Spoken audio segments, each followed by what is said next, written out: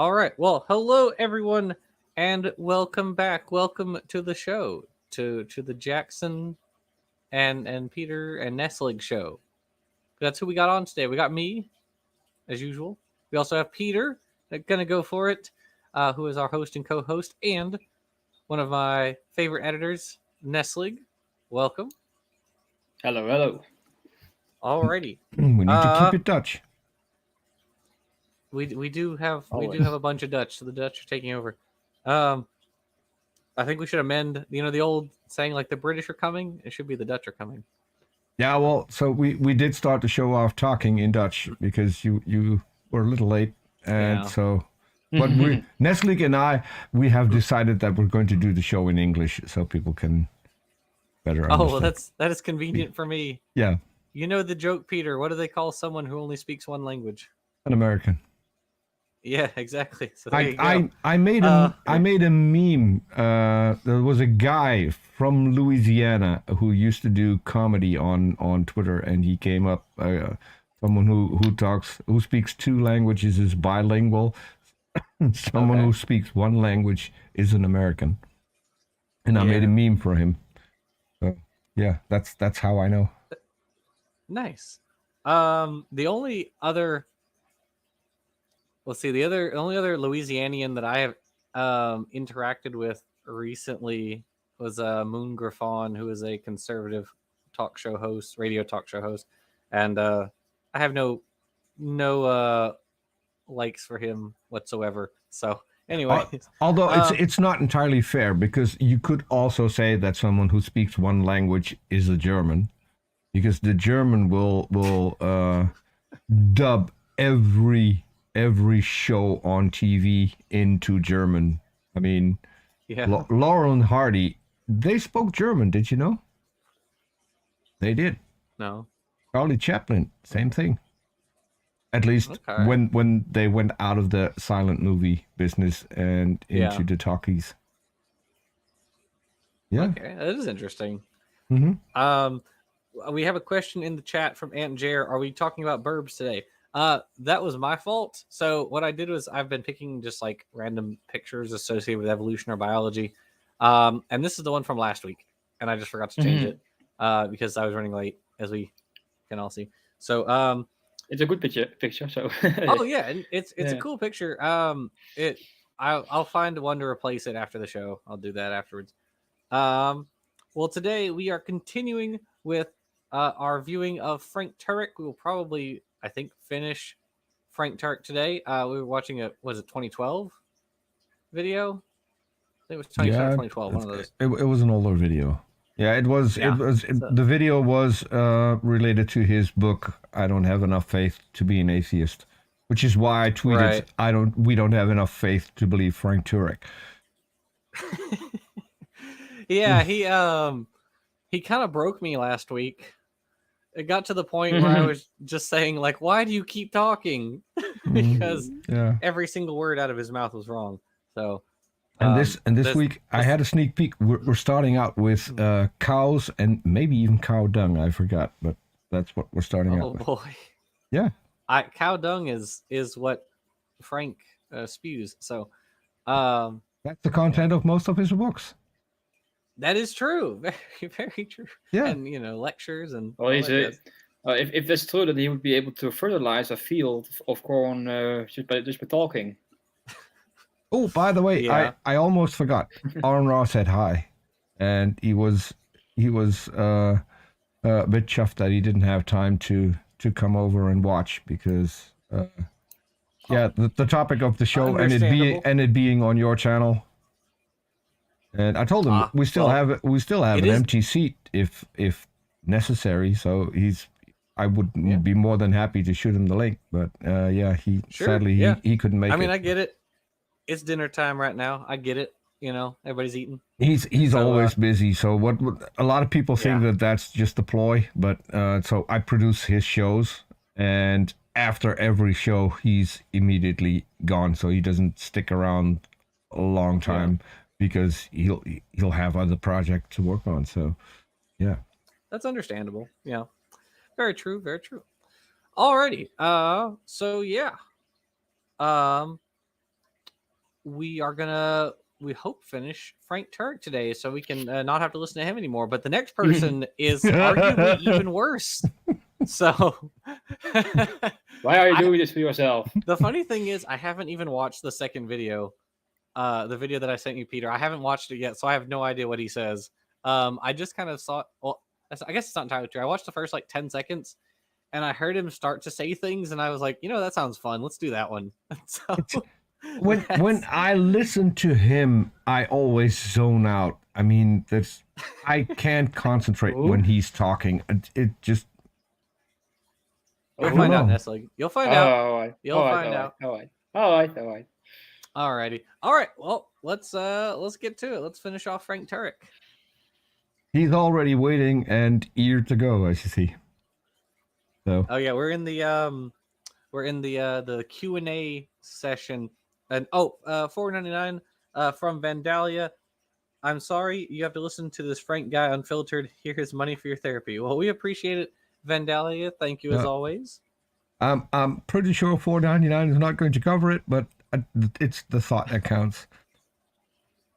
Okay. Maybe it's like $1 a minute, and I get 5 minutes with the therapist. I just say Frank Turek, and I understand. What about Nestle? What about me? I mean, we're here too. Okay, let's start. I can only do so much. Yeah. Let's talk about cows. All right. You can explain cow dung, but not cow. Okay. And even then, you need an intelligent that's cow. a metaphor for something.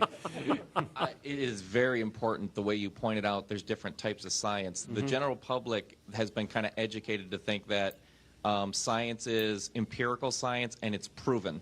Both of which aren't accurate. Oh no, that's thing that they're starting to get in wrong. school districts. But only hold on, Peter. The discount Tom Cruise does not understand what he's saying.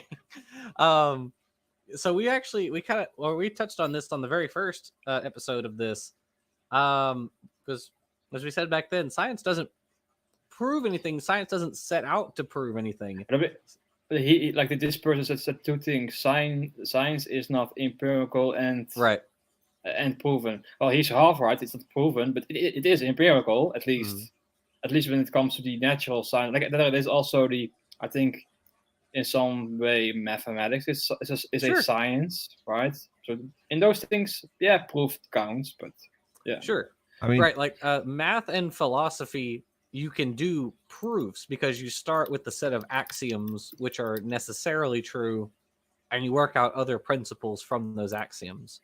But with science, you don't have that. You start with a set of assumptions like, our senses work, reality is real, and a few other things. And then from that, we can draw conclusions about the world around us. But they're not. Yeah. I think science is divided into like the formal science, like math and logic. You have also the empirical sciences, like these include the natural science, like biology, physics, and such. Yeah. Right. Yeah. Exactly. And you can even have crossover between them. Like population genetics is mostly math, but you can take the conclusions from population genetics and see how they function in real world populations, or vice versa.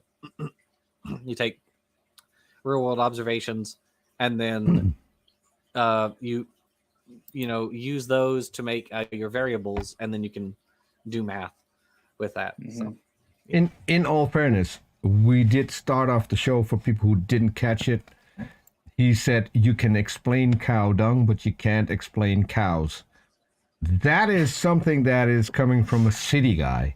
So there's this anecdote about Frank Turek, that as a young boy, he was sent to a camp near a farm, and he stumbled upon several empty milk bottles, and then he ran over to the barn to the barn and said, "Farmer, I just found a cow nest." So that's the level of intellect we're working with here. He asked the farmer, "Can you tell me why this cow doesn't have any horns?" And the farmer said, "Well, there are multiple reasons why cows don't have horns. So some are born without horns. others lose their horns in fights or through a disease or they bump into something. But this cow doesn't have any horns because it's a horse. So, those are my Turek anecdotes. Really? Okay, moving on. Anyway. Okay. Barely is that there's also HD, hypothetical deductive science, hypothetical inductive science. Oh, we talked about this dude last time. It's supposed to be taught, like a school district near us, they have it as part of their objectives. Yeah, we talked about this last time. Like, what does he mean? On it, and they don't really teach it. So what does if that's like? Can you pause it? Pause it. Like, what does he mean when he says, like, because we teach inductive, deductive, abductive reasoning. Like, if you take, at least in a college course on science, they'll talk about those. I know we've had a couple classes or science classes where they talk about those. So, like, I'm not really sure what he's saying. Like, maybe they don't teach them in just for younger kids, which okay. If you get a basic lesson in science, you have probably learned about like falsifiability, and that requires an understanding of inductive reasoning and the flaws of inductive reasoning also. So and the difference between that and deductive. I don't know what he's saying either. So you have to keep in mind. You have to keep in mind these people were, most of them, at least in the audience, were homeschooled by teachers who were homeschooled by teachers who were homeschooled. So there was a post on Twitter. I think it was like a week or so ago. It was like something to the extent of, who cares about this degree I got in education because Karen isn't sure that the Holocaust happened, or something like that. I saw someone in the live chat says that he just finished a whole college course on what science is. Oh, nice. Mm-hmm. That's Jamie E. Very nice. Very nice. Very cool. I've never taken a class that's like philosophy of science.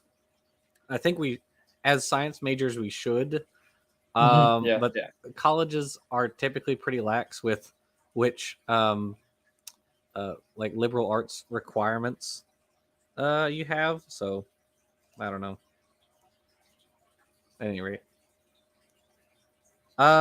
Well, actually, Dessel Dre says hypothetico-deductive method is a particular approach in the philosophy of science started by Bacon, critiqued by Hempel, endorsed by Popper with his own falsifiability. Okay. I mean, I don't know how it differs in any real way from what we're kind of already taught. I don't know. At any rate. I love Bacon. I didn't know it started anything, but anyway. Okay. Brought into the consciousness a little bit better, they'll realize, or the hypocrisy will be exposed a little bit more. What but, hypocrisy? Like you called it forensic science, but it's recognized that there are other types. I mean, most things Einstein did, that he's making, inductions and right, like you do in science. It can also be called origin science, whereas empirical science is called operation science, whoever you want to term it. Nobody calls it that. Literally no one calls it that. Okay, actually, let's talk about that for a moment. Is the old historical versus observational science. Yeah, this is not a thing. This is not an actual dichotomy that any actual scientists make. I'm honestly not aware of anyone doing it. Do these people know that they mentioned it? Forensic science, that by their definition is historical science.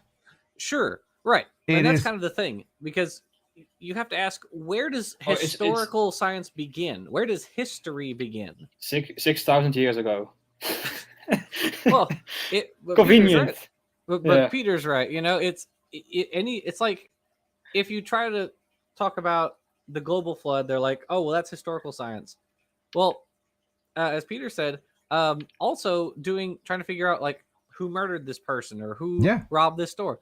Well, that's historical science, right? You're not, if you don't have a camera, you're having to use inference And most will defend that because that is something that happened recently.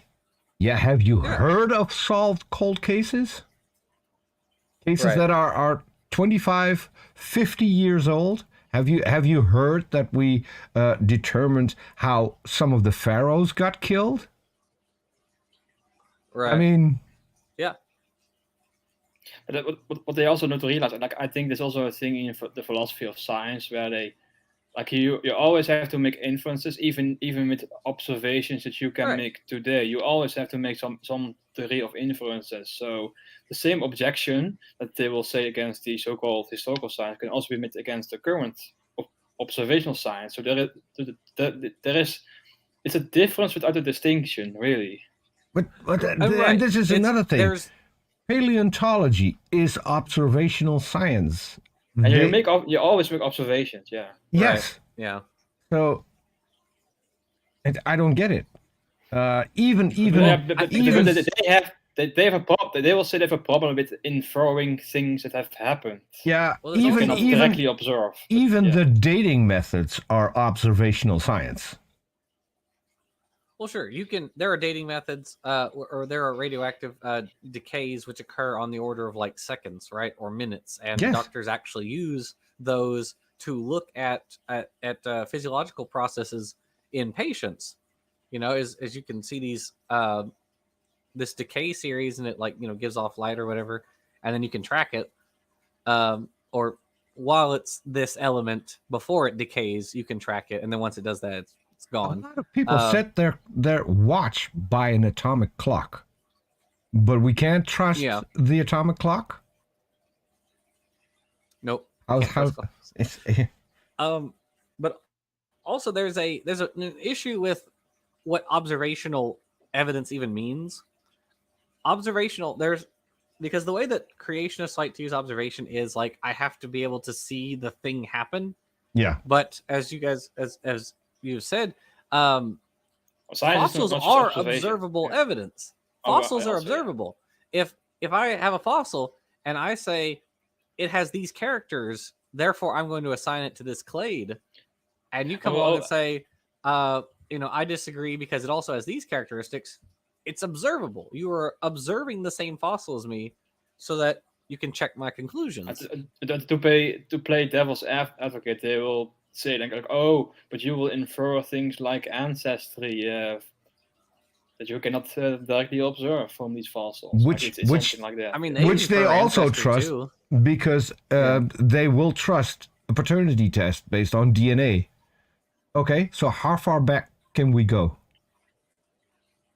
Can we? They also do that for fossils. They'll say all the cats, everything within Felidae is a kind. This is a cat fossil. Yeah. Right. This is a cat fossil, therefore it's part of Felidae, so it has ancestry going back to Nimravids are also cats. And what are there? three major cat clades, I think.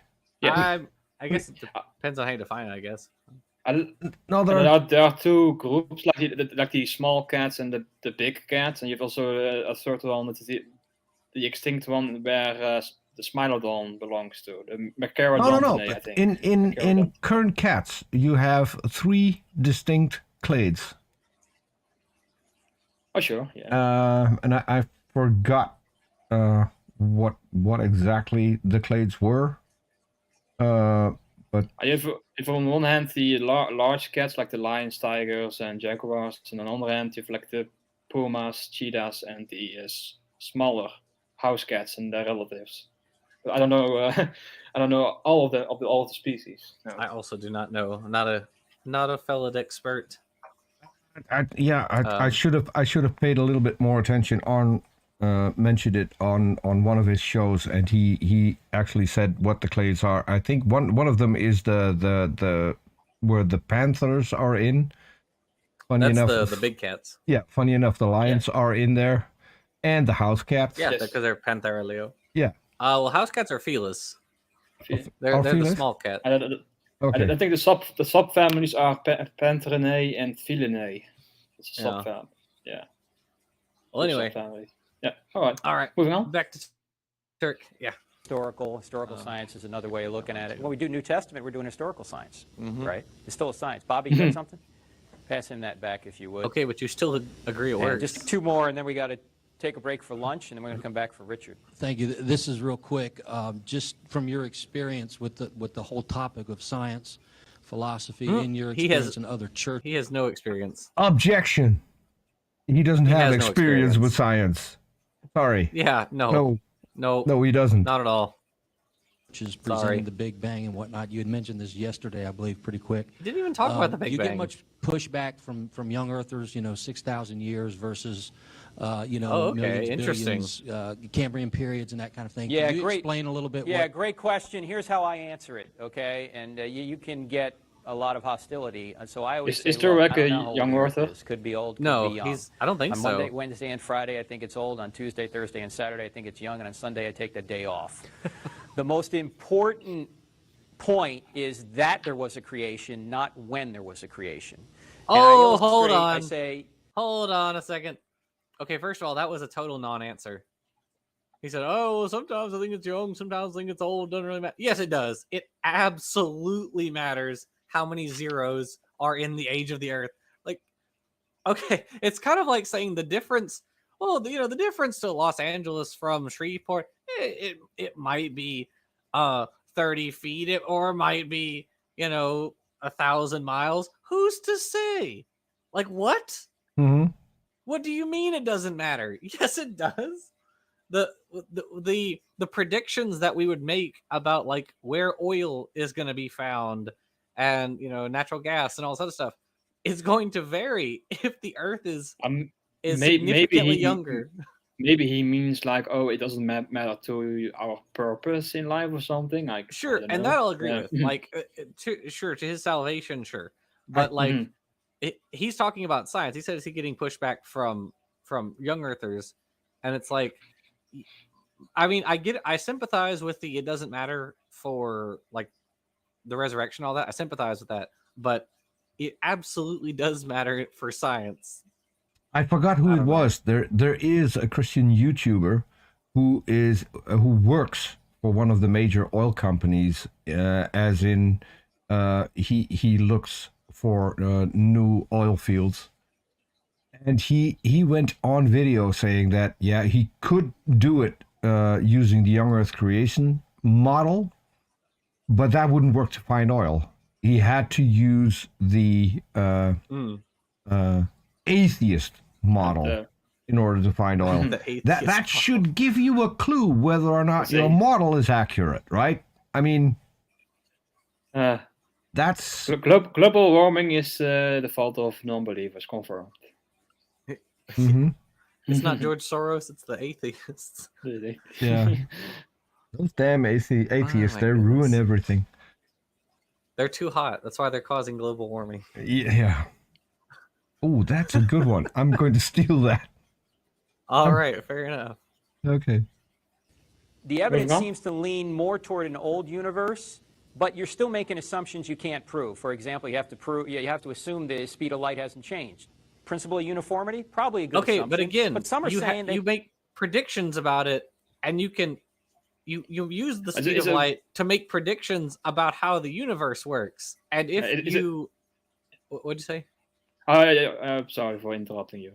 Well, it's if the speed of light is like not constant, isn't that going to affect how we view other bodies in the universe?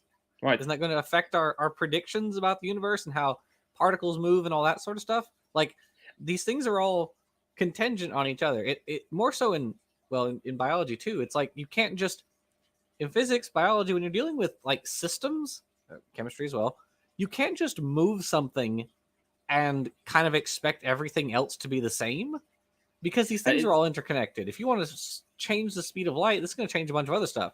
Likewise, if you want to change the speed of light is not. I'm sorry. The speed of light is not only just about the speed of light. It's right. It's also fundamental. It's like a fundamental constant in physics. Like if you change it, then, for example, the famous equation E equals mc squared, right? That it contains the constant of speed of light, and if you increase that to to make it consistent with the young universe model, then what happens is all the stars would simply explode because they would produce a very infinite amount of energy. Like it's insane. And that's just one example of how this would mess up the physics. Leophilius points out if the speed of light isn't constant, you change practically all of the standard model of particle physics. Yeah, exactly right. Yeah. And for biology too, this is the same point. When they it's try a pretty to argue...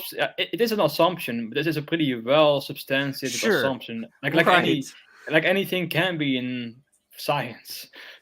Right. Yeah. I mean, it could be wrong, but like given the amount of research that has been generated by assuming it's constant is pretty substantial. Yeah. So biology too. When if you point out, for instance, like, the White Cliffs of Dover are like foraminifera and bivalves and all sorts of other marine fossils that are all stacked on top of each other. And creationists just try to say like, oh, well, yeah, that could form during like the global flood somehow. Suddenly there's an infusion of nutrients in the ocean. Well, whirlpools. What nutrients? From where? How are the growth rates of these organisms exploding? How is there the space to hold all these organisms at once? Like you can't just fit all of these into one time period and just expect it to work. That's literally not possible, because you end up with like quadrillions of phytoplankton in one space, But of course, if the Earth is billions of years old, well, suddenly this makes sense because you don't need quadrillions of these existing at once. They exist over time. But Jackson, didn't you know that millions, maybe even billions of people became fish food overnight? So that's your influx of food. I don't think that humans released enough like nitrates and phosphate nitrates and stuff like that into the calcium. I've had that claim made to me. Plus, we're talking about phytoplankton, which are photosynthesizers. So I think they still need nutrients, but it still requires fixing carbon from the atmosphere, which is it has a constraint on that, and it cannot happen that fast. Jackson, I have to correct you on that one as well, because no, seriously, because you know that we live in a fallen creation, right? And there are still at the time of the flood, there were still people who weren't that affected by it, so they would have had chlorophyll because that was the perfect human. They were green. Peter, if I could, I would like spray you with my little spray bottle here. I once had the idea. Algae, so I once had the idea to set up a creationist wiki and start out with the claims that you hear all the time, and then slip in obviously fake claims, and then waiting for a creationist to use them and make them more and more ridiculous. And well, that's like Conservapedia, like it's creationist stuff, but then when you read like the politics and the media criticism, it's like off the wall bonkers stuff. Mm-hmm.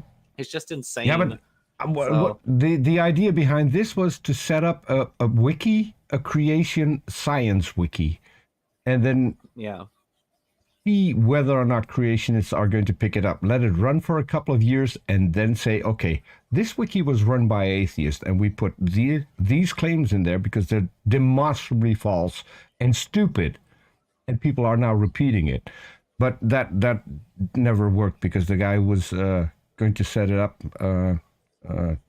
never did. So still, I think that I have friends who say like stuff to that effect, sort of like we'll make up a creationist argument that solves some evolution problem better than the like normal creationist arguments, and then see if have these obvious flaws baked into it, and then see if the creationists pick it up. And it's kind of funny. We've gotten pretty close with some of them, so I don't know, just a matter of time. There is a creation wiki, actually. It's very funny to read because the page for index fossils just says index fossils are a problem for the global flood. And that's it. That's the whole article. It's like, well, yeah, you're right. However, at least they are honest. I mean, they're honest. Yeah. Yeah. They're honest. Okay. Right. Continue. Yes, sir. They can detect variations in the speed of light now. So I'm not 100% sure it hasn't changed. Any other sort of dating variations in the speed of light? Leophilus, is that true? Methods, uranium dating, decay rates, all. I think he's referring to like when light transitions from a vacuum into a medium. Oh, okay. It quote unquote slows down, but right. it's actually just taking a longer path through the medium. It's still at the same speed, but it's I think Leo can explain better than I can, but yeah. I think you're right, because like I don't I don't think the actual speed of light is changing. Oh well. Anyway, according to Kent Hovind, they brought it to a complete stop. It's one of his major claims. Every single time he talks about the speed of light, he will tell you that they slowed it down first to I don't know, that many miles per hour, and then slowed it down further, and then eventually brought it to a complete stop. Which would be nice, because that would help me with my light bill. If I could, I could have the light stop. I was about to say the exact same thing that Leo said. Like light, like when light goes through a medium, it quote unquote bounces around, and that it takes a longer path to go through, and that's it appears to slow down. Well, it really doesn't. Yeah, that's what Leo's saying now. It doesn't slow down. Yeah, Leo says technically. The trajectory elongates as a result of scattering. That is exactly what you said. Yes. Yeah. Yes. Which is a little bit different from they're detecting it slowing down. Yeah. As Frank said. I'm going to have fun with Leo. The issue with the young Leo is just using the fancy words as he always does. I like Leo. Yeah. But the issue with the young Earth thing is that they needed to go faster, not slower. They need to go need a faster speed of light. Yeah. Who would have thunk that Turek is just as clueless about physics as he is about biology, right? Crazy stuff. Mm-hmm. Funny how that happened. Moving on. Yep. Have to be assumed. You can't be absolutely sure. With regard to the Bible, does the Bible necessarily teach a young Earth? Not necessarily. Why? Because the day Yom in Hebrew could mean more than 24 hours. It does in Genesis 2:4, where it says the day the Lord created. I think inspiring philosophy actually makes a better case for this, which is that like the way that, in part, yes, that like day could also be translated as age. But inspiring philosophy points out that the in the beginning is actually itself a mistranslation. When it says in the beginning God created, it should be correctly translated as when God began to create. Yeah, because it doesn't. And the reason it's 6. Right, and the whole bit about 6 days, God creates for 6 days and rests on the 7th. This is poetic. The reason they're doing it this way is the days are the days are like mirroring each other. It's like days 1 through 3 are mirroring 4 through 6. And this process is also like undone during the destruction of one of the kingdoms. I can't remember which one it is, but it talks about how this kingdom is like totally destroyed or whatever. It's like uncreated or whatever, but it's not actually literally uncreated. It becomes a wilderness, right? Because it says in Genesis, God hovered over the waters. So there was stuff already there. But so here's also, who's your buddy for $10? Just sending in my tithe to the Church of Evolution. Thank you very much. Who's your buddy? We appreciate it. Go ahead, Peter. Yeah. So the first verse in the Bible actually disproves the fact that God is eternal, because if in the beginning He created, then He was just there. And if it wasn't His beginning, it wasn't the beginning, because there was an eternity before He created. So it could never have been the beginning. And that's one thing that I want to pester a young Earth creationist with one day. Hopefully someone like I don't know, Otangelo or Darth Dawkins. That should be fun. Yeah. Water's uncreated in a number of mythologies from DM Wing. Yeah. Yeah, there's a lot of stuff which is just like either lost to translation or because we lack the cultural understanding, their cultural understanding or what have you. It doesn't translate the same for us as it would have for them. And it is also very, very doubtful that these stories were originally meant to be literal. Like maybe they're just morals or something. Like it's it's basically it may even be like something like how we view fairy tales today. Like is Snow White a literal story? No, but maybe somewhere down the line, some people will take it literal, and it doesn't mean anything. Maybe. And another thing, maybe it was taken to be literal, but like we don't know how it was. And another thing, originally. There's such a thing as figure of speech, which changes over time because it's adaptive to the newer environment. Language evolves. Oh damn! Don't tell the creationists. Language does evolve. Yeah, so don't tell the creationists. But we wouldn't know. We couldn't know before it was finally written down whether or not there was some figure of speech in the creation account that got lost over time, and we have no clue how it's supposed to be read. And it's even worse in the New Testament from the Bible, because that's written in Koine Greek, which is a dead language. No one speaks it these days. There are people who learn it, but they still are. They will say that things like figure of speech or the way things are said, they can't have a clue because there's no one there to explain it to them. So, yeah. Okay. And you would think that an omnipotent God would have thought of that. You would think, however. Yeah. And provide us with decent translations into English so we don't have all these versions of the truth. Yeah. Okay. Sixth day appears to take longer than than is allotted because Adam names all the animals, right? And Brad Stein, a Christian comedian, has a bit on this. He said, that must have been a long day. In the beginning of the day, Adam was all fired up. He'd see an animal come by. He'd go, rhinoceros! Then he'd see another one come by. He'd go, hippopotamus! By the end of the day, cow. He's just had it, you know? Oh, pause, please. It seems to take longer. Also, all right, that props to Frank. That was actually pretty funny. I'll give him that one. That was funny. Also, Juan More Once for $15 says the best kind of debunking is the kind that teaches me something. Well done, gents. Thank you very much, Juan More Once. We appreciate it. Okay. Yeah. Move on. Yeah. Yes. I do think that Adam wouldn't have time to name all the animals, considering that 99.9% of the animals have gone extinct already. So he had to have named those as well. Funny enough, he only named the ones that we see today. I mean, he named not a single dinosaur. Not one. Yeah. He need more dragons.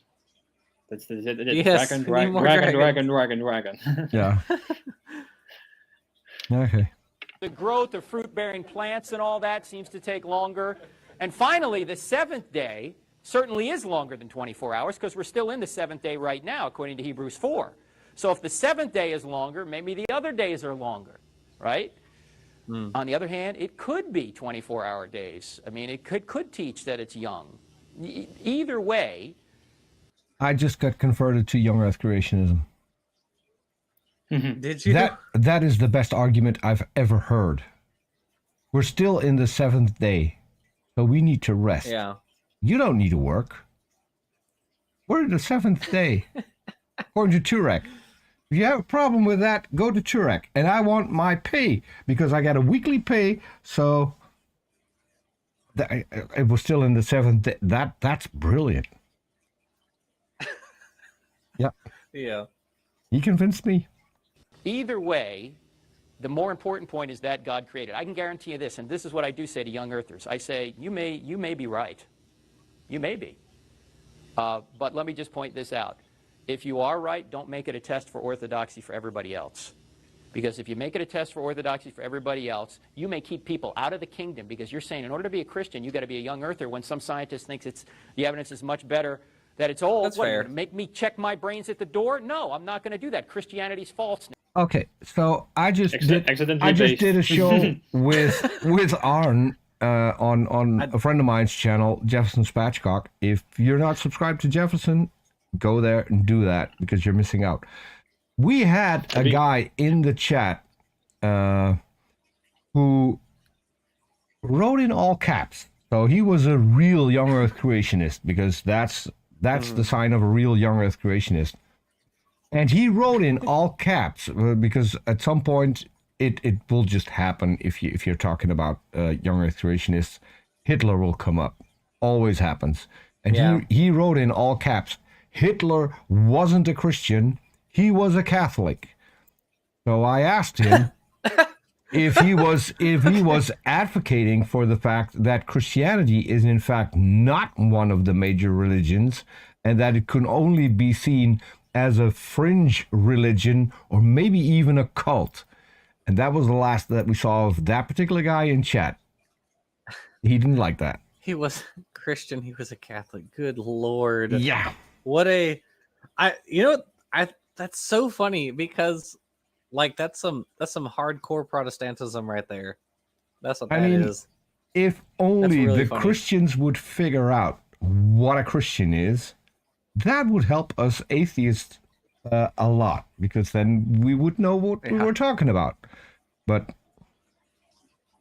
yeah, according to Christians, everyone else is not a Christian. If they don't believe as I believe, they're not a Christian.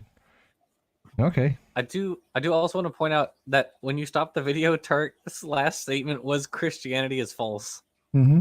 I have attention deficit disorder, so I'm not looking at the screen because I keep seeing the guy who's hiding and doesn't want to show his entire face right behind Turek. So I'm not going to be part of this. I'm going to take a peek over the edge, but I don't want to be part of this. Sorry. My brain is wired like that. Can you acknowledge the stop clock moment that we just had from Turek? What do you mean? Like a stopped clock says the right time. Oh, twice a day. Yeah. Okay. I don't take a lot of issues with what Frank has said here. He's right. I mean, ultimately, it doesn't.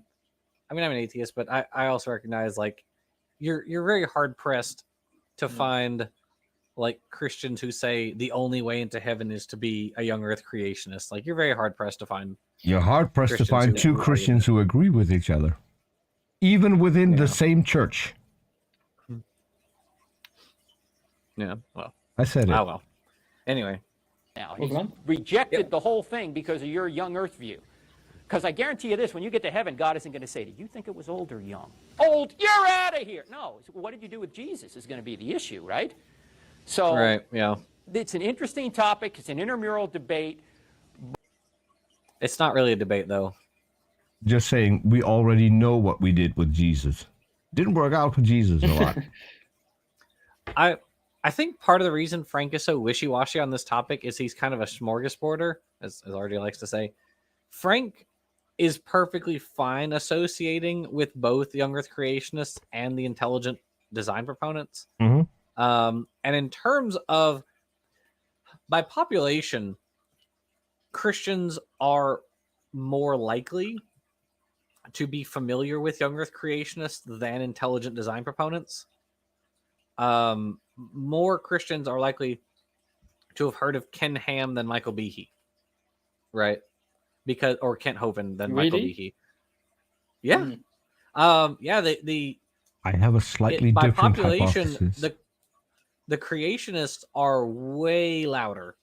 They are way better at disseminating their arguments and information than the ideas are.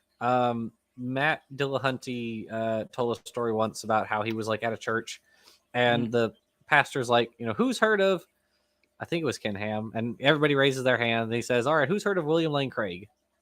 and like a couple hands went up, which is funny because like we are all familiar with William Lane Craig. We all know who he is, right? He's to us, he's like a top apologist. However, it's like high hanging fruit, but the low hanging fruit are apparently the better ones, the more known ones. Right. It's more people or fewer people are familiar with, with William Lane Craig and these other what we would consider higher fruit than with a lot of the low hanging fruit, and that's just because I think that's in part because they're very good at disseminating their messages in kind of plain speak. So. It's also a bit like the ID movement was the only one with any that almost succeeded in legislating. They went through court even in a very famous trial. So it's really weird that their presence is overshadowed by people like Beethoven. I mean, you also have to remember that. Well, no, I guess that's. Well, because creationism has been around. Creationism has also been around for a lot longer.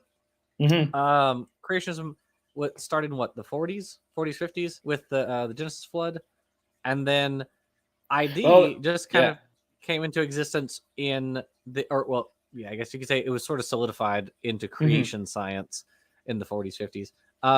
But ID really didn't exist until the 90s, and even then, it really wasn't a thing until the early aughts.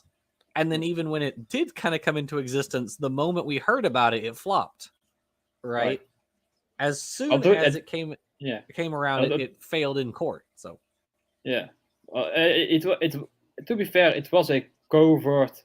The whole purpose of it was a covert operation to not draw too much attention. So maybe that's why it's a less. Which is funny because they've kind of shot themselves in the foot that way, right? By being the covert creationists, nobody cares about them because they tried so hard to keep it hidden that now they're having to fight tooth and claw to sort of come to the light. But anyway.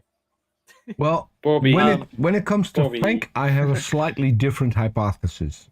And so hear me out. Okay. I think he's wishy-washy because he needs to make money. If he's going to turn away certain Christians, those people are not going to buy his books. And so absolutely. Michael Behe's the same way. Yeah, we have a Christian. Michael Behe arguing that the earth. I won't say her name, but there is a certain Christian apologist on YouTube who does that. Who does what? You won't say her name. Who does what? It's some certain Christian apologist who works at a school somewhere in Tampa. Who uses YEC to sell books? She will be a young Earth creationist when she has a young Earth creationist guest, and she will be a young Earth, an old Earth creationist when there's an old Earth creationist in chat or in her video. She will flip flop. It's just who she needs to cater to, depending on people in chat sometimes. So, well, see, I do also agree that that Frank is probably doing something similar.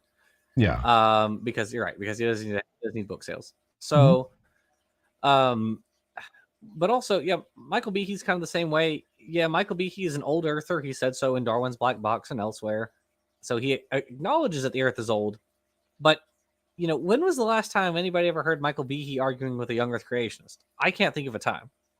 And the same is true of most of the people at the Discovery Institute, even though there are a few actual young Earth creationists at the Discovery Institute. But most of them are old Earthers. But you don't ever see them arguing with creationists because they realize that at the end of the day, the problem is us. The problem is the dirty atheists, right? The evolutionists. Like, they can join hands and say, what's a couple zeros between friends? Yeah. The real problem is those guys. Yeah. You're right. We are the common enemy. And so I get it. I understand. It would be curious, or I would be curious to know, if tomorrow it turned out that, I don't know, all the evolutionists in the labs became intelligent design advocates. let's just say it happens, and the intelligent design people are right. Would they then switch to YEC, or would they still say the Earth is old? That would be that's my curiosity, my question. I have no idea, but nope, me either. No. But anyway, I don't think it's something we ought to divide over. I think we ought to just say, look, that God created is more important. Two things to add to that, and these are strategic, so I'm not taking a side here. Shut up, Greg. Those who are young earthers say if you don't take a young earth view that you're undermining the Bible and all of Christianity. My experience has been it's just the opposite. If people have the sense that they have to accept a young earth view of the Bible, they aren't going to take anything in the Bible seriously because to them that is completely untenable. And so, there's a strategic concern there. There's a second element of strategic concern. If by adopting the Big Bang at face value and then using it in our favor, we are taking something that the other side actually believes is true and leveraging it to our effect. Instead of saying there was no Big Bang, we're going to say, okay, let's just pretend that your view is right, and let's see where it takes us. Well, your view takes us to our view. In other words, your assessment about the beginning of the universe is better explained by our worldview, not by your worldview. Now, the third strategic element I get it. Is that I get it, but I'm not really sure what his first point was. I'm kind of confused by it. Yeah. I don't know what he means by saying they don't take anything else seriously. It kind of sounded like he was saying they don't take anything else in the Bible seriously, and they're called literalists, so I'm not. I don't know if that's what he meant or he was just using pronouns weirdly. I don't know. I'm kind of confused. The second point, sure, why not? That kind of makes sense. I mean, William Lane Craig kind of does that. He's like, yeah, the Big Bang's definitely true. So that means, in the beginning God created. But he banged it. Right, exactly. Right, and that's fair. I get it. It's an interesting rhetorical technique, but whatever. All right, what's the third point? Well, here's the thing. What he puts forward is that you can just believe things. You can start to believe things. Yeah. That doesn't happen. You cannot choose to believe something without being convinced. Whether or not you're a Christian, old earth creationist, young earth creationist, you have to be convinced with an argument. You just believe that you're gay, Greg Kokel, from now on for, let's say, a month. Just believe it. I bet you that if for all I make in a year, that you cannot do that. Because you need to be convinced of what you believe. You cannot just change. You can't tell people, okay, let's do this. We start believing what they believe. First of all, they don't believe it. They accept it on evidence. Right. That's something different. That's not just believing it. That's being convinced because of the evidence. Things you do not have. If Greg have. becomes convinced that he's gay, on the other hand, that's a different story. Yeah, that's a different story. And that might be something that we might be talking about with the next guest that we're going to have here on the never mind. Oh man. We'll find out. Sorry. All right, what's that third point?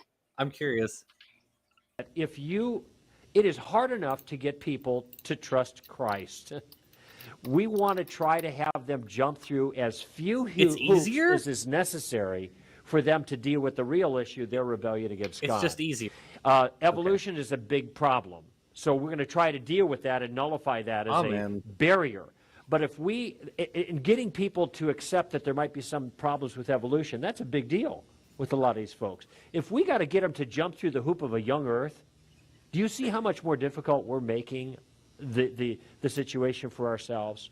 His argument is it's easier. So from a strategic perspective, I think it's just better to set that on the side, have intramural discussions about that issue, but not make this a point of contention on the public stage, because it makes our job very much more difficult. I kind of sympathize with that answer. Pause for a moment. I kind of sympathize with that, honestly. Me actually not, because I find it very problematic how they talk. Like they talk as if truth doesn't really matter to them. No, like, you're right. Yeah. I mean, on the one hand, I get it. I understand why he's saying the things that he's saying, because you have to remember, for these guys are apologists, right? They're not scientists. They're not here to figure out how the world actually works. Their job is defending the faith. And so from the standpoint of defending the faith, I absolutely get it. That makes perfect sense that you would want to like knock down as few hurdles as possible to try to get people over to your side. But you're right.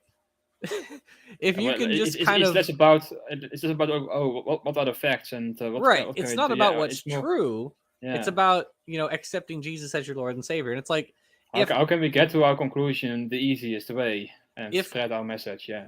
If you don't, and the problem with that is right. Aunt Jared's right. It's very culty.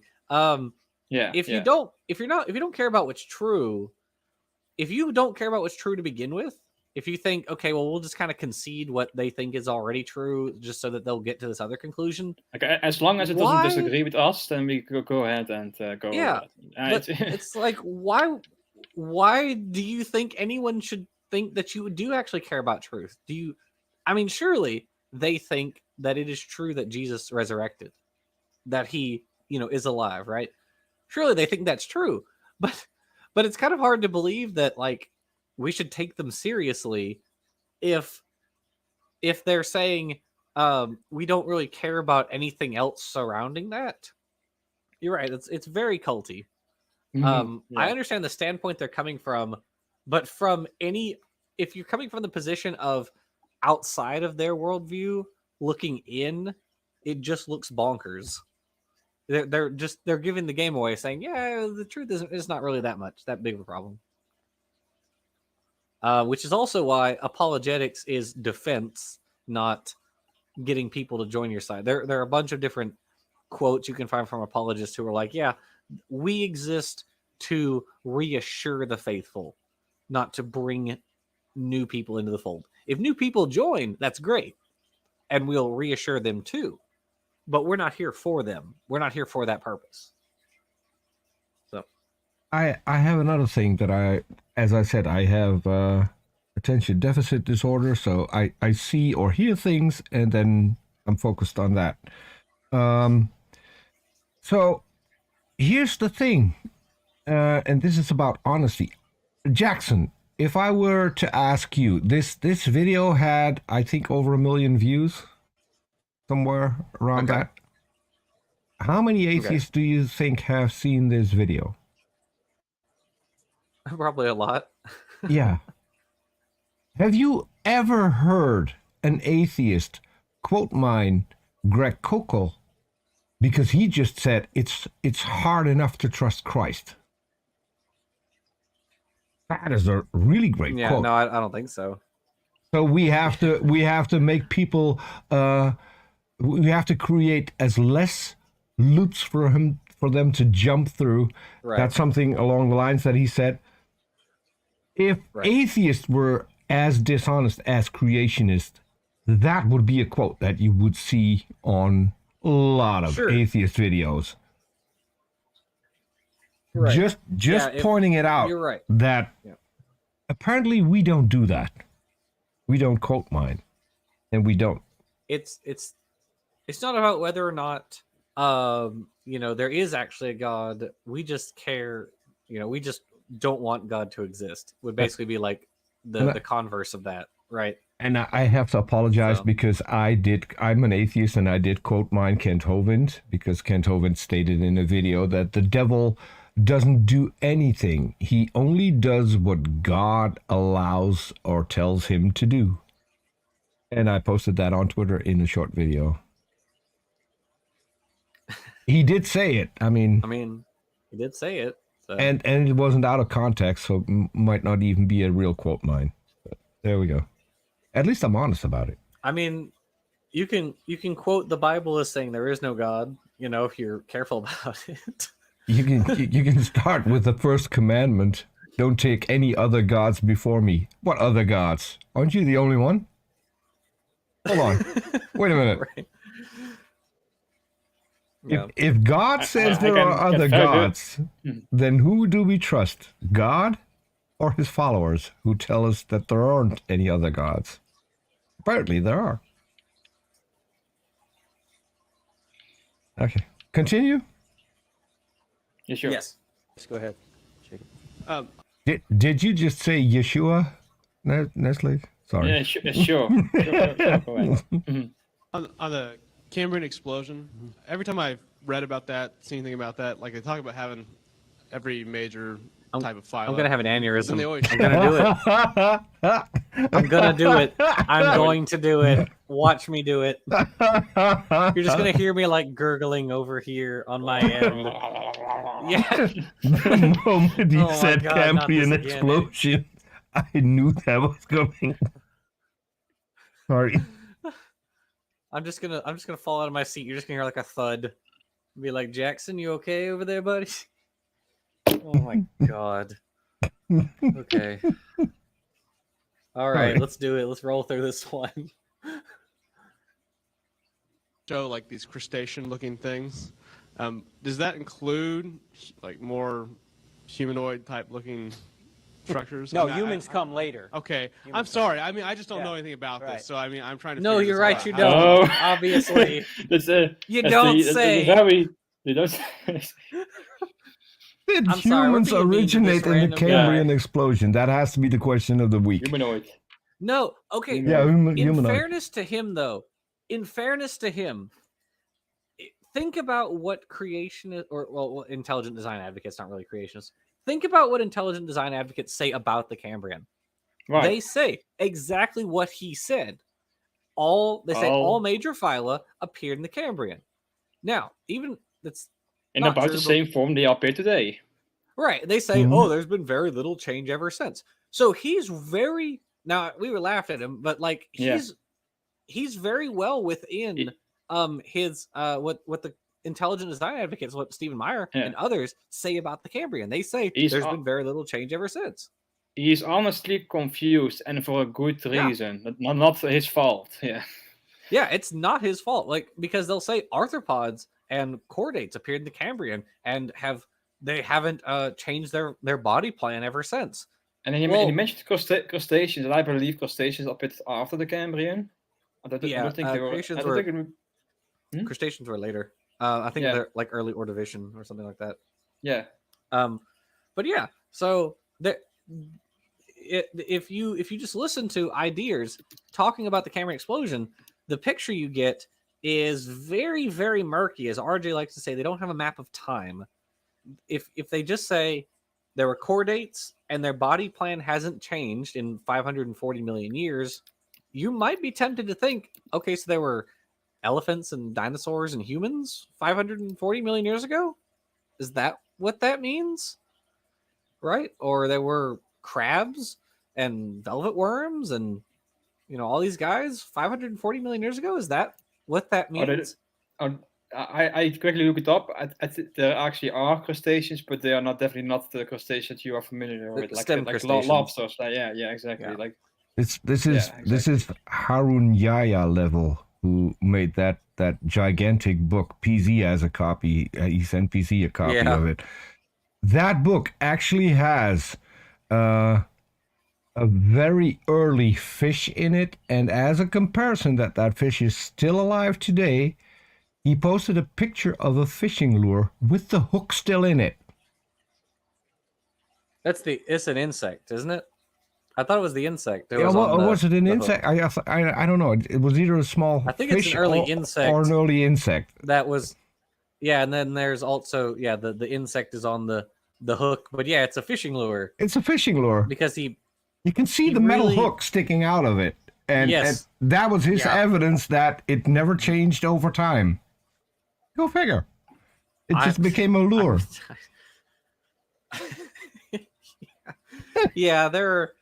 We did a whole video on the Harun Yahya method. I mean, we make fun of him for that because he deserves it, and also he went to jail for like 1,000 years. Yeah. But also, But also, he's going to need an afterlife to serve his sentence. Yeah. But also, the Haranyaya method is, well, that's what we coined or termed it in the video, is basically you just take two organisms, a fossil and a living one. You don't do any comparative morphology whatsoever. You just kind of eyeball them and go, it looks the same. See, and you got me there, because I thought that the Haranyaya method was Botox and silicone breasts, but I could be mistaken. That's the Adnan Akhtar method, not the Haranyaya method. It's the same guy. Yes, it is. That's what was the joke. It's the same guy. Yeah. The Hugh Hefner among creationists. Yeah. Anyway. So I do think it's funny. I threw Jackson I off. do think it's funny that like this guy in the audience was actually honestly confused, because that's where reading ID stuff about the Cambrian leaves you, and he vocalized it. So I'd be curious to like talk to that guy today. Like, is he still a creation or an ID or whatever? Is he still in that position, or has he?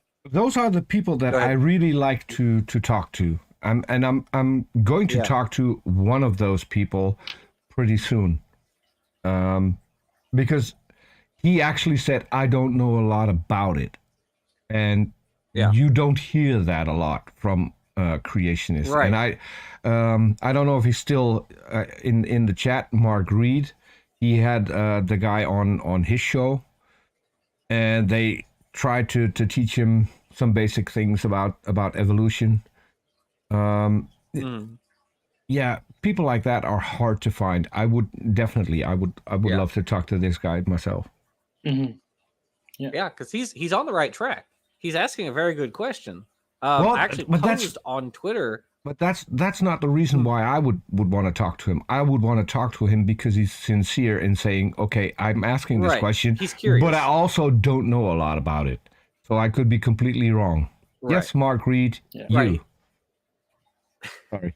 He's actually curious about the thing that he's talking about. Let's see how Turek responds to him. I'm curious. Yeah. Me too. Well, Turk said no, but yeah. Okay, go ahead. Yeah. All fit together with humans come later. Go ahead, Greg. You're gonna say. If you remember from high school zoology, it's phylum, class, order, family, genus, species. So kingdom is the first division, plant and animal.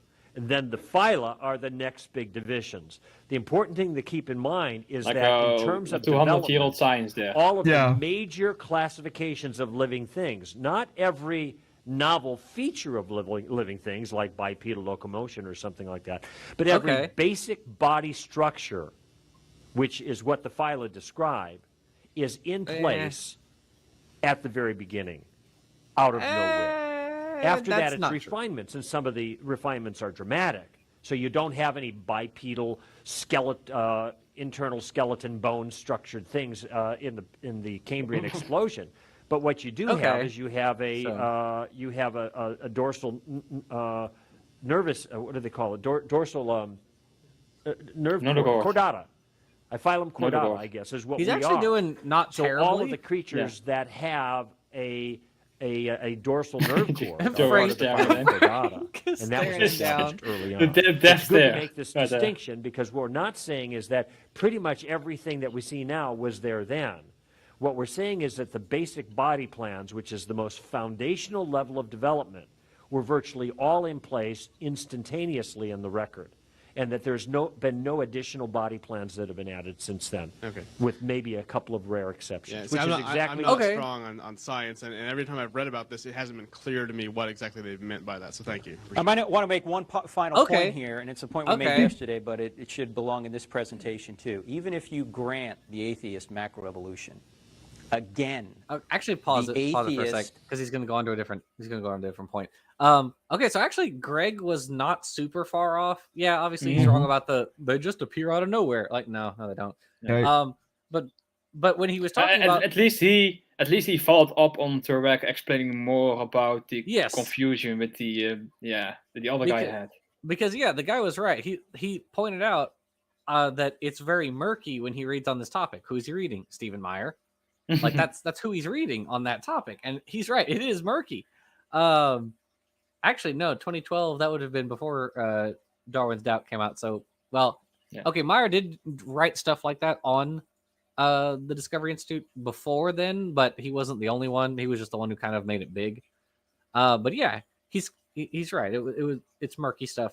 But yeah, Kokel was not super far off, pointing out that the body plan quote is what you'll see oftentimes when people talk about the phyla, they often refer to them as having distinct body plans. Now, whether or not that's justified is a separate argument. But that breaks down when you talk about like stem groups and crown groups. Sure, and there's a whole thing on its own. Yeah.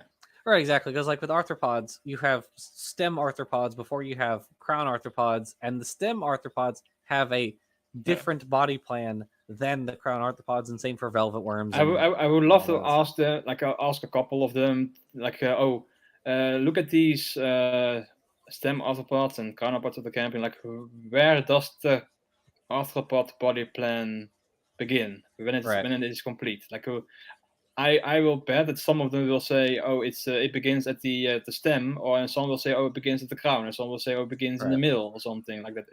It's arbitrary when the body plan is complete. There's no such thing as a complete. It's again orthogenic notions. Right. It's really right. Without a definition, really. Yeah. Yeah. Exactly. So yeah, that was actually really interesting. That was one of the most interesting things I've seen in this video. Mm-hmm. So was that one guy. Okay. All right. We can move on. Doesn't get rid of the need for a designer, because you need a creator and designer to start the universe, to design the universe, just got to the gaps, to start and design life. Even if got to the gaps. After you get the first life, you could explain it by some sort of natural process, which, as we pointed it out, doesn't appear to be the case. But even if that's so, you still got a creator. You still got a designer. Anyone else notice that he's now putting out the fire that Kokel may have started with his interruption? Yeah. Because that was so close to what the atheists claim. Now he has to convince people, that's all fine and well, but you still need a creator. You still need a creator. Don't pay too much attention to what Kokel just said, because you might become an atheist if you do. Don't do that. We need to get you back on track. This is how it works, and so there's no room for anything else. I love how he immediately jumps on that after what Kokel just said. Yeah. And then we mentioned those other immaterial things we talked about: information, morality, reason. Those types of things are completely alien to the materialistic worldview. Yet they use those things to argue against it. It's the false. very fact. This week we had another priest coming out who sucked out demons from his parishioners through oral sex. I'm not kidding. You got to get him out somehow, Peter. You have to be creative. I mean, this guy was the third they came up with in the past 3 or 4 weeks who sucked out demons through this little hose that's sticking out of man. It's probably God made it. Yeah, God made it to suck out demons. It fits in your mouth. Ghosts are stored in the balls, Peter. It fits in your mouth, so that's where you go suck on. As Ray Comfort liked to say, it's curved towards the face.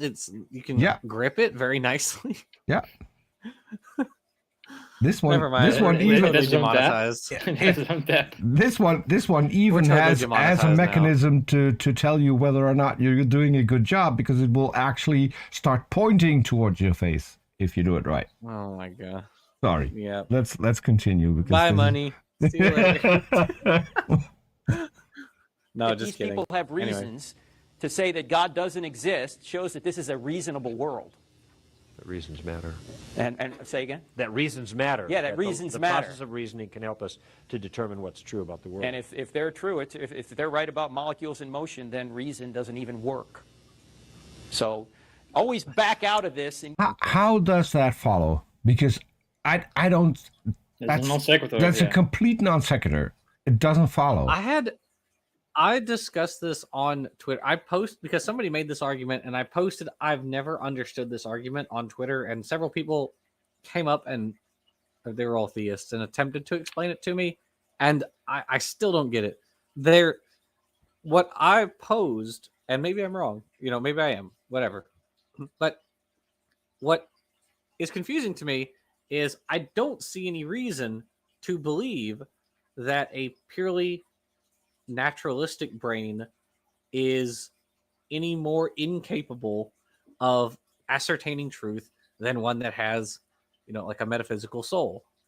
And if you ask them that, you say, okay, well, if you believe that you have a metaphysical soul and you can still be wrong, right? You can be tricked or wrong about different points, and everyone acknowledges it doesn't make you infallible, yeah. Right. So I have to ask, okay, well, obviously it doesn't make you infallible. Well, if that doesn't make you infallible, are you not on the same level? Right. Are you not on the same level as the person who says it's just natural? Like, why are we adding an extra step? I don't get it. And also, I've point me to a brain. I still don't get it. Point me to a brain where molecules are not in motion. Just one would be enough. Well, they're saying that's the only thing. They're saying that's the only that there is no metaphysical soul. It's just physical processes. There isn't a metaphysical soul. Does my calculator have to have a soul in order to give the right answer for calculation? Obviously. Yeah. Yeah, this is one of the things. They will say, oh, it's designed, but then you admit it doesn't need to solve, right? This is one of my favorite things with and someone I tease occasionally, Darth Dawkins. He will say, okay, well, if you believe that, you become entirely unintelligible. Okay, how long have we been talking right now? How long have you responded to the things that I'm saying while being completely unintelligible? He doesn't believe his own BS. I mean, him. Like he talks to you and he responds to your question. He doesn't respond to questions, but at least he's asking you questions and he responds to your answers to his questions. But yeah. Oh well. Continue. Talking. Yes. Sure. Because you can get down in the weeds on this stuff and argue over these particulars and never realize that they're trying to pull weeds with tools they don't have, right? They just don't have these tools in their materialistic What a rhetorical worldview, flourish so you that means nothing. and show them, even if you're right here, your worldview can't explain all these other things. Oh, that's it. Okay. We've made it. Well, Peter, so we finished Turek. Okay. Well, we still got 40 minutes? Something like that. So the video that you shot me. We started 10 minutes late. Yeah, but the video you shot me is what, 6 or 7 minutes long? Well, yeah, but I mean, so we could cover that. You know who it is, Peter. It might take us a while. We'll do it. Let's try. We'll start it now, and then we'll just see how long it takes us. I'm game. I'm always game, especially with people like this. We can always do another one of his videos. We can always do another one of his next time. There's a lot to go through. If you yes, sir. Pick that character. He makes short videos now. He doesn't make his long videos like he used to. They're all short now. Yeah. He just does little bite-sized videos. Yeah. Also, so does Big Joel, who is a YouTuber I like. All of his videos are 2 to 3 minutes now. Oh, he's a different channel, Little Joel now, and that's there he puts his little videos on. Yeah. Yeah, it's. I think you're referring to that. It's kind of weird maybe you're right. that this particular individual makes longer videos about Mountain Dew than he does about God. I don't know. I'm just saying. Okay, start the video. Do you drink energy drinks, Jackson? Do I drink energy drinks? Not really. I've tried one. I don't know why people drink that stuff. It doesn't really taste good. I mean, I've had a few of them, like the energy or the Monster Coffee, and they're okay. But I only drink them if I had to like get up real early and I forgot to make coffee or whatever, then I'll get one on the way, at work. But other than that, I really don't ever drink them. Mountain Dew is not really an energy drink. It's basically liquid sugar. That's what it is. Yeah, it is. And so we're going to unveil the person who's coming up. But yeah, he did a video on Mountain Dew, a very homoerotic video. So go look for that on his channel. And there are a few more things very homoerotic. I'm just saying. Oh. All right. I guess I can reveal who it is. The person we are going to roll over to now is, drum roll, Matt Powell. Oh no. So yes. So I want to give a little bit of history first before we do this. That history is Matt got famous because he made a video where he was, because he's a preacher. He lives at Dinosaur Adventureland. I had to prevent myself from saying something the jury is out on whether or not it's true, I guess.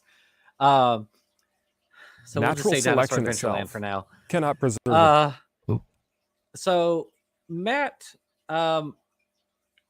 got famous talking about how atheists, just sit around, play video games, drink energy drinks and whatever. And everybody, debunked that video, and he went around and talked to people and stuff. He interviewed, was it his name, the Raging Atheist, like several times, and he even made a movie about him. Well, I decided that I wanted to do this on Matt Powell because he made a video recently where he gets personal, in the quotes there, about past debates he's had. Can you guess what debate he left out? Ours. Yours. He didn't talk about that time that he and I had a chat, and he said the air and space, among other things. How does the sun keep burning? Right. How does the sun keep burning? It's the air in space. The air. Yeah. Yeah. So he didn't talk about that one. He mentions three.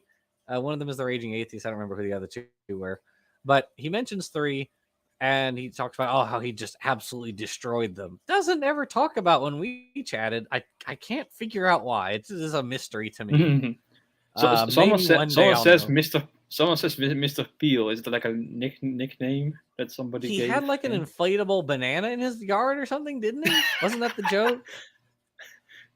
Wasn't that the joke, Peter? That he had an inflatable banana? Yeah, I've heard that. I haven't seen that particular video. I have to be honest. That it would be great to watch that. Captive Desk, can you put in the side chat so that I'm not getting it wrong, because I want to be correct about it. But I think he had an inflatable banana. I think that's what it was. Yeah. Also, like, one of my favorite things about him is like Dapper did a video on him one time, and in that video, Powell apparently believes that chickens walk on their hands, like their feet are like their front limbs. Yeah. And they grew wings on their back, like new whole limbs on their back. That's what he thinks chickens are. Powell is he's so bottom of the barrel. Like Frank No. The bottom of the barrel. Compared to Powell. No. The bottom of the barrel. I have to correct you. So if you get to the bottom of the barrel and you keep scraping it, you will scrape through it, and that's where you'll find Matt Powell. He's not even bottom of the barrel. That's fair. I mean, compared he's to topsoil. Compared to Matt Powell, Hovind is intelligent. He's the lithosphere. Yeah, God, it's all right. Anyway, so since I saw that video, and I don't watch his stuff. One of my friends on Twitter sent me that and was like, "Huh, he didn't mention your talk," and so I watched that, and I was like, crap, you're right. He didn't mention our talk. And since then, I've been like, yeah, I want to do something making fun of him. The only time out of another talk with me. So. The only time he mentioned the debate with you is when he put up a highly, and I mean highly edited version of it on his own channel. Oh God. Yes. So the version. So okay. So the original talk that we had was on Godless Cranium's channel. It was Godless Cranium and then Shannon Q. They were moderating our talk. I mean, it was very cordial and stuff. And he's a very cordial person. In all fairness, that was one of the first debates that both Cranium and Shannon Q moderated. So they wanted to be nice to both of the guests, so they didn't jump on everything. Yeah. And they're if you've seen Yeah. Shannon Q moderate more recently, you've got a completely different person that you're dealing with. Well, But- I mean, in fairness, she came on this channel a few years ago before she had her channel, Mhm. and had a chat with Jungle Jargon, and ended up like, Oh, yes. she rage quit. She left. It was hilarious. Mhm. Anyway, side story. Back to Powell. So yes, Mhm. Powell took this video where we're talking, cut out every single portion where I talk, and then put all of his parts back together. So it's like he's asking a bunch of questions, but there is no answer. So somebody took that video or somebody took the original video and compared it to his and showed where he cut out everything. Mhm. And then, recent addition to this story, Forrest Valkai actually found that video when he did a bit on Matt Powell. So I made a cameo on Forrest Valkai's channel, which was very fun. Very cool. I appreciate it. I feel seen. So, all right. And he's done that. He's done that with several people. So the interview that he had with the Raging Atheist, they somehow sabotaged him by not giving him an opportunity to charge his camera or something like that. So he couldn't make his own copy of the interview. He did it to the Friendly Neighborhood Atheist. Cut that up completely. I think the only one who responded to this kind of practice and got it right was Godless Engineer, because at some point Ray Comfort invited people to email him so he could have a conversation, and he recorded the entire conversation that he had with Ray Comfort and compared it to the conversation that Ray Comfort actually posted. So you have to make sure that you have your own copy. Yeah, Comfort's known to do that. So anyway, but I haven't watched this video Powell yet, so That's why he doesn't do debates. Video yet. I don't. Sorry. That's probably true. So I don't know what exactly he's gonna say. I listened to the first 10 seconds or so of this, and he mentioned natural selection and how it can't be evolution or something. So I'm excited. We're gonna listen to this together and go through it the first time together. So okay. Let me know let's do it. Let me know if the sound works, but because we didn't have a time to check whether or not I had my settings for this video. So I heard something. If you don't hear sound, then I heard something too. Yeah. Oh, okay. Then it should be working. Okay. Let's play it. All right. Yeah. Natural selection itself cannot preserve a population. Natural selection is something that is required in order to drive evolution. Natural selection is something that is required, according to an evolutionist, to keep us alive as a population. But the problem is that natural selection itself cannot stop mutations from getting added to populations over generations. What this means is that's okay. That each wait, hold on. Everything he said so far is wrong. Everything he said is wrong. Okay, that's literally the definition. The definition of natural selection is differential reproductive success in a population.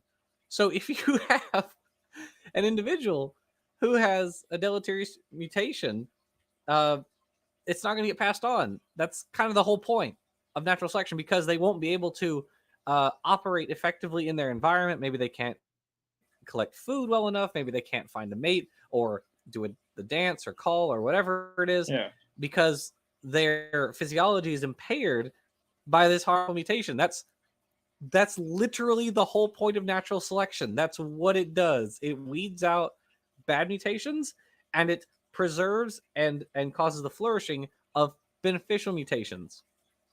So, like, what are you talking about? What are you talking about, man? I mean, oh my goodness. Even he knows about the peppered moth. So there's no way that he can say this and be honest. But it's also not true that natural selection is required, because you also have thrift, migration, and it's not. It's of not course, he doesn't know. Yeah. Anyway, moving on. Yeah. Yep. All right. Each generation, we actually have 100 to 200 more mutations than our parents had. Now, these mutations are defined as neutral. However, it still is an alteration of existing information that is functional information. And you have to ask the question, what will happen? No, that's also okay.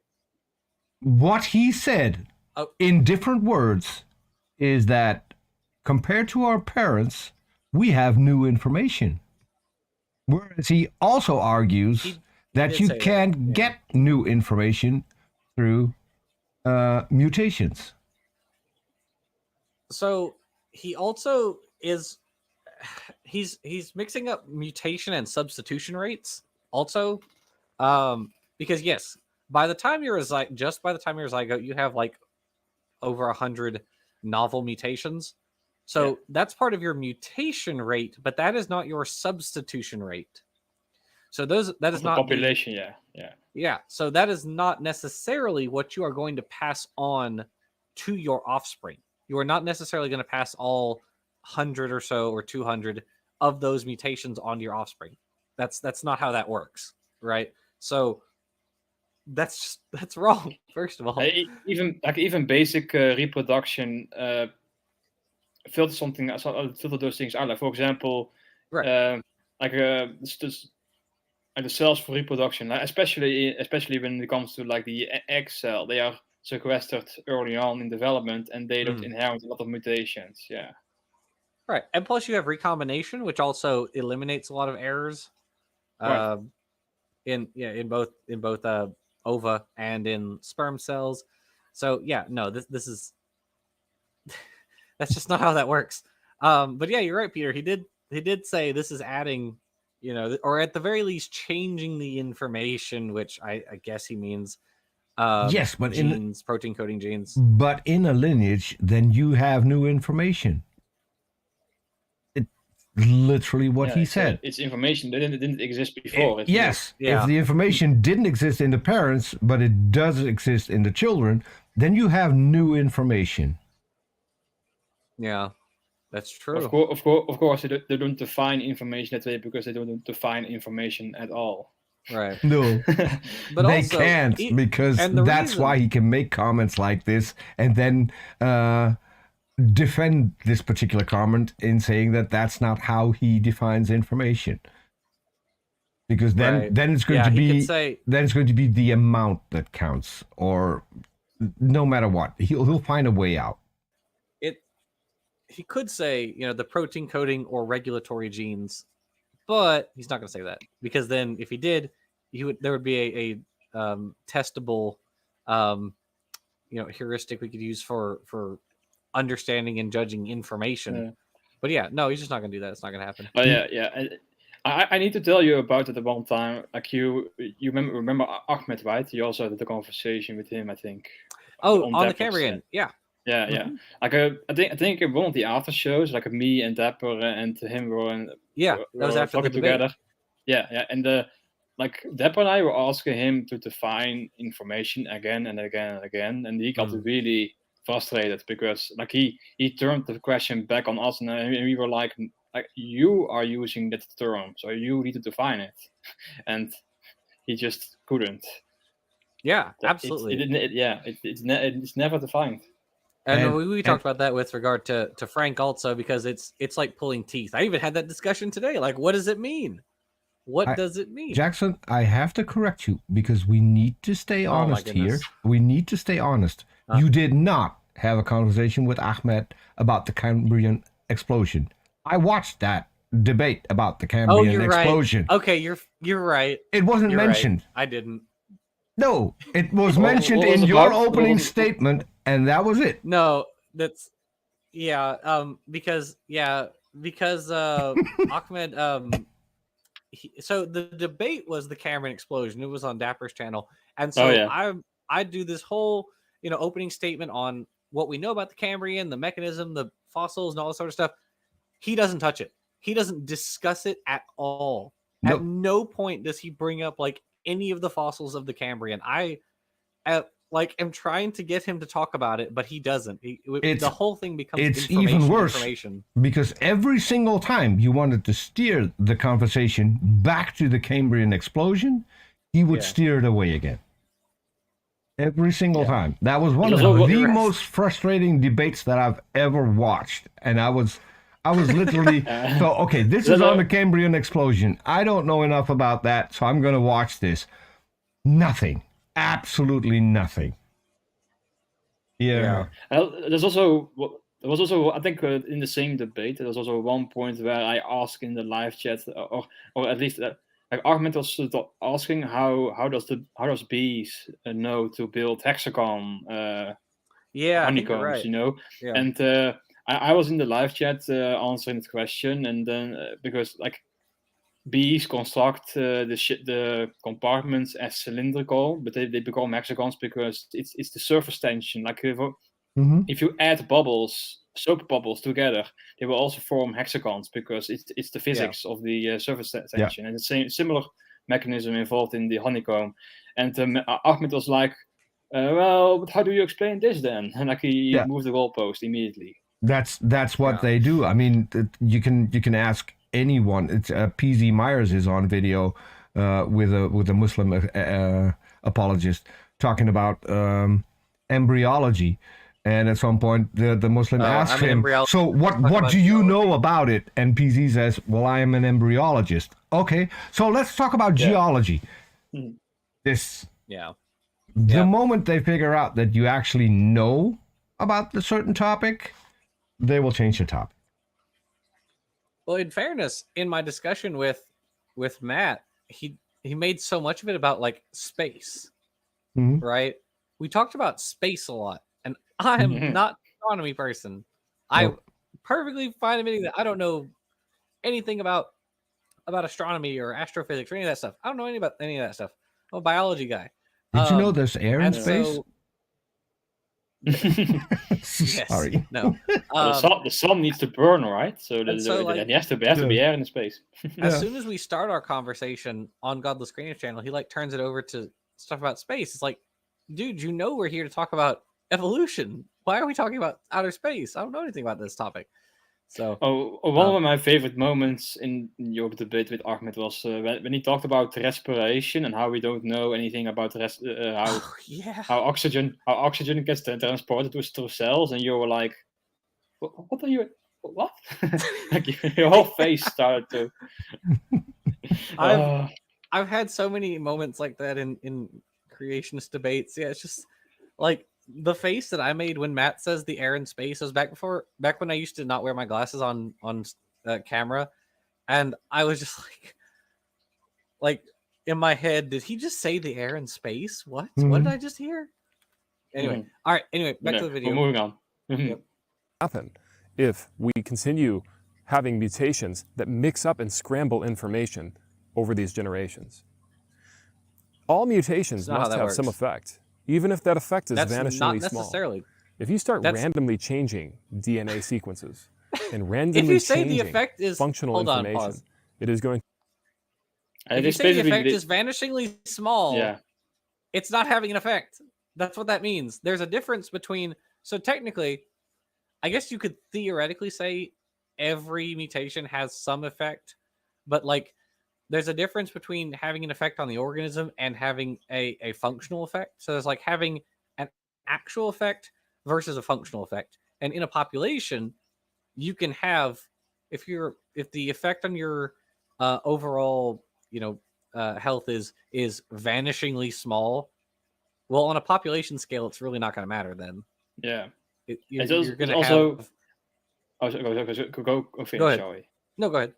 Oh, this is basically the genetic entropy argument, right? It's yeah, it's but of course he forgets that mutations, even if some of them get passed on, most won't fix. Even just by drift alone, they just won't fix. So it's like, okay, bad mutations may enter the population, but many bad ones also get drifted out the population at the same time, and also selection also helps with it as well. So it's like arguing like, you over time, if you don't shower over time, like you will get dirty, you will get dirt on your skin, you will get such. So if you follow this argument, eventually you won't be able to walk with all the dirt on your skin, basically, because it will accumulate continuously. But that ignores the fact that some dirt may get off automatically on its own as well. Mm-hmm.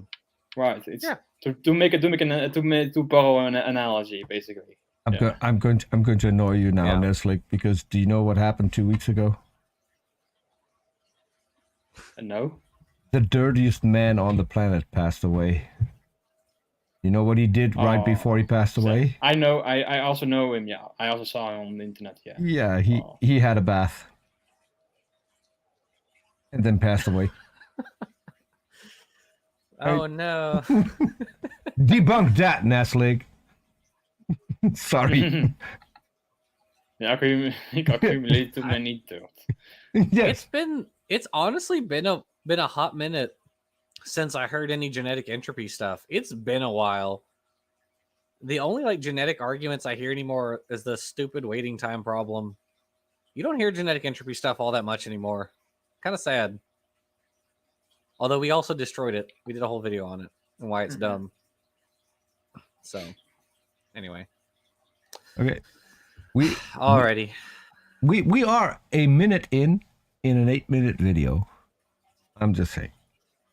This is going to be a long one. This might be a 2 or maybe even a 3-part video. And we do 2 hours per episode. Yeah. All right. Okay. Continue. Keep going. By definition, cause it to be dysfunctional. This is why evolution is false. No. And this is why creation science is true. What? Because of the fundamental of science. Because of the fundamental of what a mutation even is. Mutation. Do tell. Have you ever heard a creationist make a definition of what a mutation is and how it works? He will add some. How do you call it? Like some. He'll add some clarity to this question, I guess, or shed some light on it. No, like he will. He will load. He will load the term mutation as a error, basically. I was being facetious. Yeah, loading. Yeah, because it's what is one of the main reasons that a lot of mutations are neutral is either they wind up in regions that don't have a function, and I know that'll make them mad, but it's true. Get over it. Only about 10% of the human genome is under selection. 10%. So that means 90% of these regions are not under selection. At the very least, they're not under any noticeable or statistically significant selection. Even if they are functional, the sequence doesn't really matter. Like you can have an A or T or whatever. Right, exactly. Yeah. And even if on the one hand, so for 90% of them, the sequence doesn't seem to matter, even if they are functional. So it's effectively a neutral mutation. Or even if it does land in a region where selection matters, you can have redundancies. You can replace, a T with a C and still get the same amino acid. So you haven't changed anything, right? So that's an example of where it's maybe in some sense there is some effect, but it's so minute it basically doesn't exist. It is ridiculously small. Or additionally, even if you do manage to change the amino acid, that doesn't necessarily affect the protein at all. If you change, a random leucine to an isoleucine or something like that, that won't necessarily affect the protein at all, because a lot of times proteins just have a few residues that are important, right? And so most of these can be changed, it can be swapped out with something else, and it doesn't affect the protein at all. It's just the ones that are sort of the core, the really important ones, where if you swap them out, then you may actually cause the protein to stop working. So there are at least like when it comes to like the core, like the catalytic region, there are very often 3 very important ones for catalysis. You also have in the other regions where you have like some hydrophobic and hydrophilic, so at least certain kinds of hydrophobic and hydrophilic to make it fold properly. But sometimes you can swap out one hydrophobic ones with another hydrophobic amino acid. Yeah, and still be the same. So there are multiple layers of this to like why the mutation, even if it does get fixed, doesn't like do anything at all.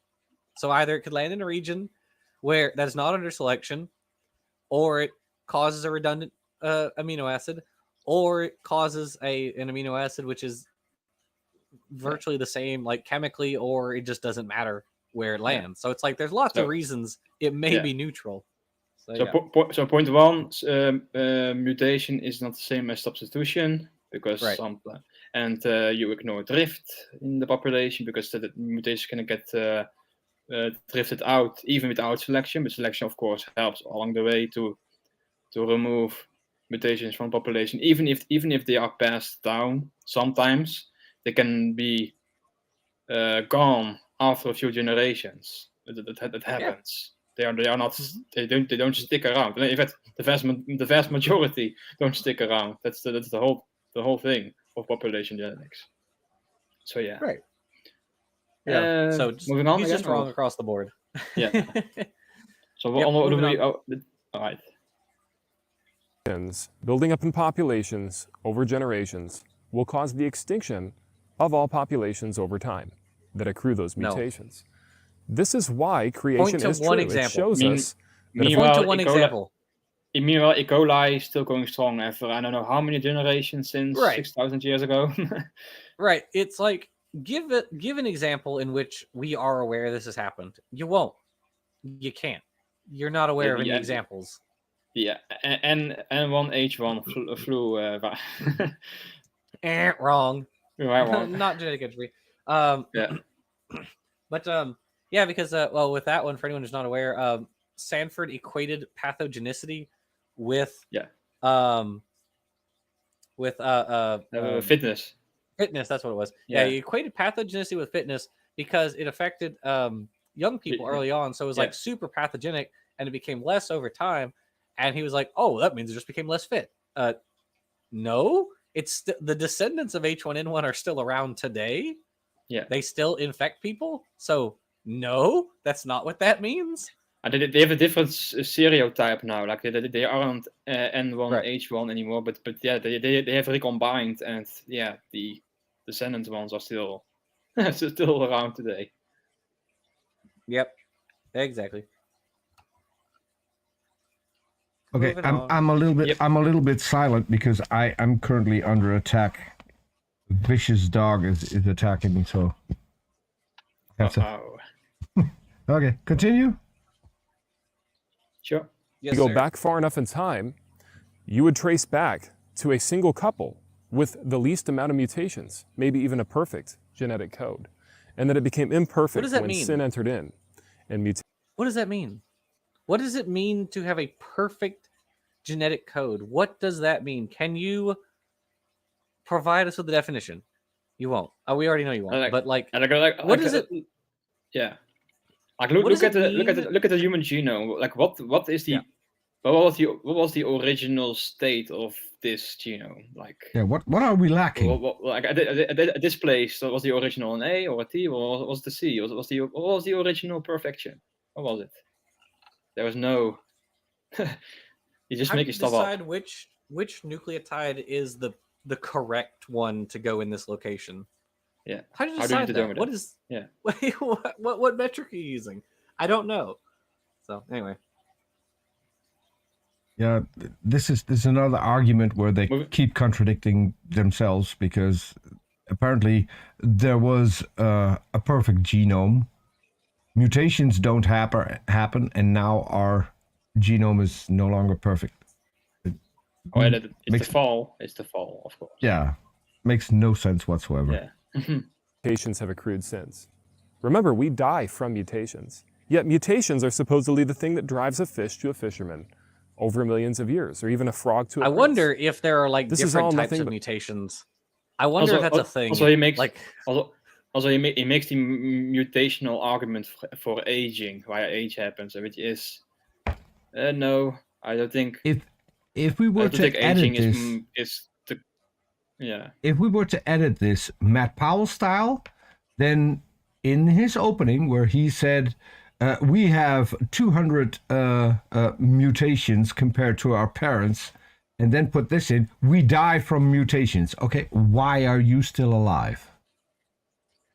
How come you're there if you die? I think he means, and you have 200 mutations. I think he means like, cancer and that kind of like, genetic disorders and that sort of stuff. But he's talking about the very mutations. Point, though. That doesn't account for age. That doesn't account for aging itself. Like even people without cancer still die. So it's still age, right? Sure. So it's and the idea that age is primarily caused by mutations is that's weird. At least contentious. Like we still don't know why people age. I think like it's still figured out, but of the reasons I have seen, I don't think like just mutation. Yeah. Well, that's part of. I guess I'd say that's part of it. There are a couple different areas. There's like what is it? Antagonistic pleiotropy and like the wearing down hypothesis and that sort of stuff. And it's and like with most things, it's probably a combination of different things. Yeah. There probably is antagonistic pleiotropy. So okay, I guess I'll explain that. Dapper's not here to be like, Jackson, explain what you're talking about. Basically, so in evolution, the thing that matters is reproduction. Reproduction is the end all of evolution. That is the goal, if you want to be teleological about it, right? Organisms exist to reproduce. It's a very selfish gene, but it's true. So, because organisms exist to reproduce, their genes have to work for them until that point, until such time as they reproduce. However, if you have a mutation which confers a benefit up until reproductive age, there's nothing stopping that mutation from conferring harm to you after reproductive age. Because natural selection only works up to when you reproduce, right? And so you can accrue these mutations, which are beneficial to you, for acquiring mates or acquiring food. But then as soon as you reproduce, suddenly they're harmful to you. They're causing some sort of physiological process, which was beneficial to you, but is now harmful to you. That's antagonistic pleiotropy. There are other hypotheses too, like the wearing down, which is what it sounds like. It gets harder and harder for your body to get rid of things like hydroxyl radicals hydroxyl superoxides and things like that are these oxidative chemicals which are given off during like cellular respiration, other such processes, and these can harm various like organelles and things, and that's also probably part of it. So it's probably a bunch of different things which all kind of happen together, which cause us to age, not just one single thing. Go ahead. I also have read some of the books by Nick Lane, and he also goes into the aging process, and he thinks it has to do with like metabolism, like how the flux of metabolisms goes into a wrong direction at some point, and that's right. Yeah. Although it's much more to it, of course. So I think we need to move on before the end of the timing. Well, I mean, we'll pick this up again next time. Right. Let's see, how long have we been going? 1 minute 49 seconds in this video, and our live stream 1 hour and 57 minutes. Oh, well, okay, I guess in that case we'll call it. And we tricked Neslik in staying the entire time.